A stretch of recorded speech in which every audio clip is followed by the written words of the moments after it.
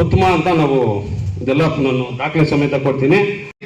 ಪ್ರತಿ ಸಭೆಯಲ್ಲೂ ಪ್ರಸ್ತಾಪ ಮಾಡೋದು ಏನಂದ್ರೆ ವಿಚಾರ ಏನಂದ್ರೆ ಗಾಂಜಾ ವಿಚಾರ ಏನಂದ್ರೆ ಮೊದಲನೇದಾಗಿ ಹೊಸಕೋಟೆ ಟೌನ್ ಅಲ್ಲಿ ಕೆಲವೊಂದು ಹಾಟ್ಸ್ಪಾಟ್ ಆದಂತ ಏರಿಯಾಗಳು ನಮ್ಮ 80% ದಲಿತರು ವಾಸ ಮಾಡುವಂತ ಮತ್ತೆ ಮುಸ್ಲಿಂ ಸಮುದಾಯದವರು ಎಲ್ಲ ಸಮುದಾಯದವರು ಇರ್ತಾರೆ. ನಾಲಗಲ್ಲಿ ಆಗಿರ್ಬೋದು, ರಾಯ್ ಸಿಂಗ್ ಬಡಾವಣೆಯ ಹೂವಿನ ಮಾರ್ಕೆಟ್ ಇರುವಂತ ಪಾರ್ಕ್ ಅದ್ರ ಬಳಿ ಇರ್ಬೋದು, ಹೊಸಕೋಟೆ ಪಾರ್ಕ್ ಇರ್ಬೋದು, ಕಾಜಿ ಮೊಹಲ್ಲಾ ಇರ್ಬೋದು, ಅದೇ ರೀತಿ ನಂದಗುಡಿ ಹೋಬಳಿ ಕೆಮ್ಮಳಗಾನಹಳ್ಳಿ, ಸೂಳುಬೆಲೆ ಹೋಬಳಿಯ ಬೇಗೂರು ಗ್ರಾಮ, ಇಂತಹ ಈ ರೀತಿಯ ಗ್ರಾಮಗಳಲ್ಲಿ ಇರ್ತವೆ. ಮತ್ತೊಂದು ವಿಚಾರ ಏನಂದ್ರೆ ನಾವು ಗಾಂಜಾ ಹೊಡೆದಿರೋರ್ನ ದಯವಿಟ್ಟು ಪಾರದರ್ಶಕ ತನಿಖೆ ಮಾಡಿ ಸೂಕ್ಷ್ಮವಾಗಿ ತನಿಖೆ ಮಾಡಿದ್ರೆ ಪೆಡ್ಲರ್ ಯಾರಂತ ಗೊತ್ತಾಗುತ್ತೆ.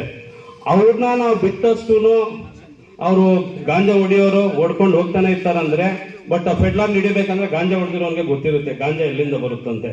ಈ ಒಂದು ವಿಚಾರಗಳು ಜಾಸ್ತಿ ನಡೆಯೋದು ನಮ್ಮ ದಲಿತ ಕೇರಿಗಳಲ್ಲಿ. ಯುವಕರು 80% ಕೆಡಿತಾ ಇರೋದಂದ್ರೆ ಸಾರಾಯಿ ಮತ್ತೆ ಗಾಂಜಾಯಿಂದ ನಮ್ಮ ಒಂದು ಕಾಲೋನಿಗಳಲ್ಲೇ ಇದು ಕಟ್ತಾ ಇರೋದು.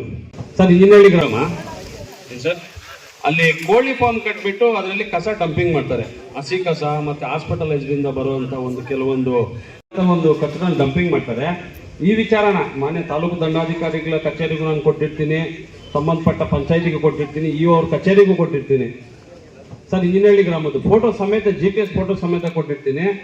ಆದ್ರೆ ಅಲ್ಲಿ ಹೊರ ರಾಜ್ಯ ಕಾರ್ಮಿಕರು ಬಾಂಗ್ಲಾದೇಶದವರು ಸುಮಾರು ಜನ ಬಂದವರಲ್ಲಿ 60% ದಲಿತರು ಸಾರ್ವಜನಿಕರು ವಾಸ ಮಾಡೋದು. ದಯವಿಟ್ಟು ಅದನ್ನ ತನಿಖೆ ಮಾಡಿ ಸ್ಥಳಕ್ಕೆ ಭೇಟಿ ಕೊಡಿ. ಅದೇ ರೀತಿ ವಾರ್ಡ್ ನಂಬರ್ 7 ಚಿಂತಾಮಣಿ ರಸ್ತೆ, ಸಿದ್ಧಾರ್ಥ ನಗರ, ಅದ್ರ ಮುಂದೆ ಇರುವಂತ ಎಲ್ಲ ಸಂಪೂರ್ಣ ದಲಿತರು ವಾಸ ಮಾಡೋ ಏರಿಯಾ ಆಗಿರುತ್ತೆ. ಅಲ್ಲಿ ಶಾಲೆ ಇದೆ, ರಸ್ತೆ ಪಕ್ಕದಲ್ಲೇ ಇದೆ. ಅಲ್ಲಿ ಸುಮಾರು 3 ವರ್ಷ ಹಿಂದೆ ಒಂದು 2 ಮಕ್ಕಳು ಆಕ್ಸಿಡೆಂಟ್ ಆಗಿ ತೀರೋಗಿರ್ತಾರೆ. ಅದು ಎಕ್ಸ್ಪೆಷಲಿ ಟ್ರಾಫಿಕ್ ಅವ್ರಿಗೆ ಸರ್. ಅದು ಅಲ್ಲಿ ದಯವಿಟ್ಟು ಅಲ್ಲಿ ಸೇಫ್ಟಿ ಪ್ರಿಕಾಷನ್ಸ್ ಏನು ಜಿಬ್ರಾ ಪಟ್ಟಿ ಇರ್ಬೋದು, ಸ್ಪೀಡ್ ಕಟ್ಗಳು ಅದೆಲ್ಲ ಅಳವಡಿಸ್ಬೇಕಂತ ಕೊಡ್ತೀವಿ. ಇನ್ನೂ ಕೆಲವೊಂದು ಏನು ಗುರುತ್ವ ಕೊಡುವಂತಹ ಕೆಲವೊಂದು ಮಾಹಿತಿಗಳಿದ್ದಾವೆ, ತಮ್ಮ ಗಮನಕ್ಕೆ ನಾವು ಲಿಖಿತ ರೂಪದಲ್ಲಿ ಕೊಡ್ತೀವಿ.